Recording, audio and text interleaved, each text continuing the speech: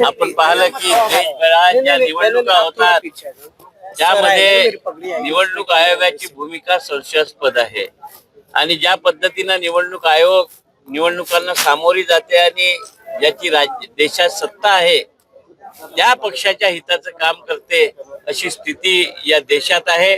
आणि याचा विरोध म्हणून आज देशभरात अखिल भारतीय काँग्रेस कमिटीने जागतिक मतदार दिनी मतदाराचा अधिकार अबाधित राहावा, मतदाराला न्याय मिळावा, मतदाराच्या म्हणण्यानुसार बॅलेट पेपरनं व्होटिंग व्हावं यासाठी आंदोलन देशभरात होत आहे। नागपुरात सुद्धा हे आंदोलन होत आहे आणि आंदोलनाच्या माध्यमातून आम्ही जिल्हाधिकाऱ्यांना नागपूरच्या वतीनं निवेदन देऊ की आपण येणाऱ्या निवडणुका ह्या बॅलेट पेपरवर घ्याव्या, हेच निवेदन आम्ही देणार आहोत। कार्यालयावर आलेला आहे। सरकारच्या निवडणूक आयोगानं पुढील सर्व निवडणूक घ्यावी आणि लोकांच्या मागणीला उचित असा प्रतिसाद द्यावा। जागतिक मतदार दिन आहे आणि मतदारांचा हक्क हा मारला गेला नाही पाहिजे।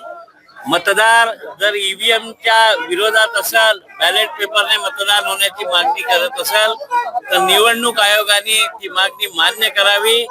यासाठी काँग्रेस पक्षानं राज्यभर देशभर आंदोलन चालवलं आहे आणि नागपूर शहरातर्फे आम्ही सुद्धा जिल्हाधिकारी कार्यालयावर आंदोलन करून इथे जिल्हाधिकाऱ्यांना